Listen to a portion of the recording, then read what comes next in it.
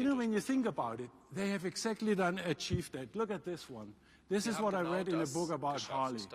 What we sell is the ability of a 43-year-old accountant to dress in black leather, ride through small towns, and leave people or have people be afraid of him.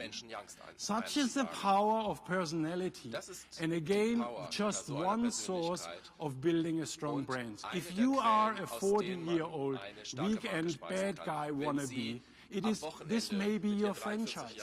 You know what is the most amazing thing about Harley? The most amazing thing is that the #1 segment that today joins Harley-Davidson, the #1 segment today joins Harley-Davidson, is actually female riders. Yes, female riders. You know, I asked actually the chief marketing officer about that. I said, wouldn't you be offended with a saying, if you can't read this, the bitch fell off? You know what she said? It's actually Carrie Martin. You know what she said? She says, no problem, Eric. What I do is I have a T-shirt and it says, if you can't read this, the bitch is me. Dann bin ich die Alte. And now this is again the story that I want to say. Many of those breakthrough innovations are not that far out, are not that technologically oriented, they are not that breakthrough at all. Oftentimes they are just very close by. My new book, I call it Hidden in Plain Sight. I believe that as German companies, we many times simply don't see the biggest opportunities we have in plain sight. I believe, and this is part of the story of lifelong learning today, as companies here and as executives in these companies, we have to challenge the way we think about some of the very fundamentals of the business. And I show you some examples just right now, how this works. You know this company, Nestle, Maggi, Frankfurt, this is all well known to you. Maggi is a liquid condiment. You know Maggi, it's in our tables here in Germany all the time. It's a great company, it's a very successful company. But this company also operates in a very traditional perspective about thinking about the business. This company, and like many other companies, and I bet many other places here in this country as well, what all companies do when they think about breakthrough growth strategies, they start thinking about the product first. They start thinking about products. They know a lot about Maggi, about Buitoni in America, about lead cuisine. If you ask a brand manager at Nestle company in Vevey or anyone in the regions here in Frankfurt about Maggi, they will tell you everything. They will tell you about brand definition, brand attributes. They will tell you about products' nutritional values, whether they have it or not.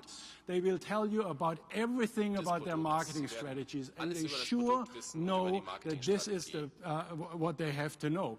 What they also know sometimes how the product is used, about in recipes, in what kind of recipes, how it's used in German meals. Oftentimes, very little they know about the right side of this particular equation, namely the real behavior around food, health, and consumption in consumers' everyday life. It just amazes me that every time we look at growth strategies and innovation strategies, we start on the left side, know a lot about the left side, and hardly know anything about the right side. And I believe if you operate your organization in this particular way, you also operate under a paradigm that I consider obsolete. Because on the left side, we are in a situation that consumers or people like you and I could actually care less. This approach is an approach I call having a product and service in search of consumers. It is an approach about competing for market share. Now you say, but that's exactly what we have been told by Heribert Meffert if I was in Münster or at every German university. And it is right. This is how we have been taught to do marketing. We've been taught to get a product and then to build a brand around it or marketing plans. And that was precisely the right thing to do. I suggest that there is an alternative way. And in fact, going from an idea of looking at products in search of customers, I believe you can turn around that very paradigm and start thinking about your business in a very different way. And here's how it works. You start looking at behaviors first. Lifelong learning about customers, here we start. Rather than starting with your product tucked under the arm and looking at the entire world just from your mindset of your product or your organization, I suggest you should leave the product where it is and leave your company, much like Tom Peters said this morning, Howard Schultz going 25 times a week into the stores to see how consumers interact in a third place or store environment. What I suggest, we need to study the behaviors of consumers first, independent of our product, from an outside-in perspective, and then work ourselves back to the product. And you know why that is important? Because that left side is very important that matters to consumers. When you think of Starbucks, really, how many people of you care about the coffee in itself? Or how many people really care about the store environment in itself? For most part, Starbucks store environment aren't really that great, in my opinion. So why is it then that Starbucks is such a great story? Do you know why? Because Starbucks, at least if you live in New York City, around the 75th and Amsterdam where I live, Starbucks actually perfectly integrates in my life and becomes the third place, the original vision of Howard Schultz. It is the place away from work, it's the place away from home. It integrates into my everyday life and fits like a glove.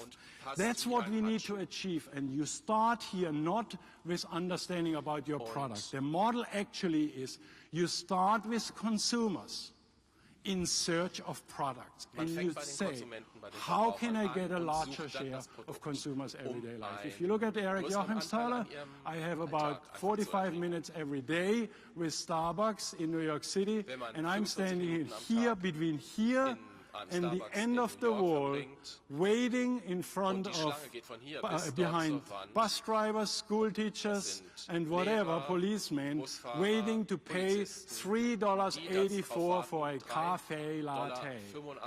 Think about it, how great a business that is. I'd like to just leave you with some guidelines that I consider very important if you were to consider this approach. So instead of starting with your product, instead of looking from the inside out, complement that kind of thinking and begin with an outside-in perspective to your company, with an unbiased perspective of how consumers live their everyday life.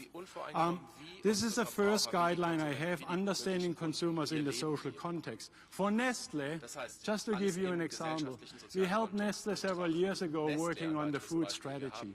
What we said is, at Nestle, is the first thing we want to do is we want to map how consumers actually live around food. No, we don't want to know about Maggi. No, we don't want to know about lean cuisine. We don't want to even talk about that. We want to first map this. What we did here is we went to Russia, a developed market, also we did it in Germany and in America. In Russia, we actually asked Olga to spend 4 weeks writing a diary about every food occasion in her everyday life.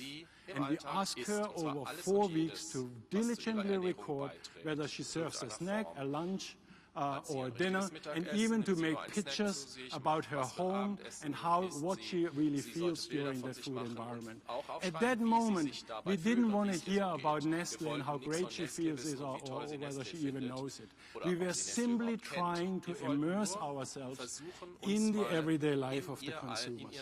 This is the kind of research, sometimes also described ethnographic research, that I believe we all have to do.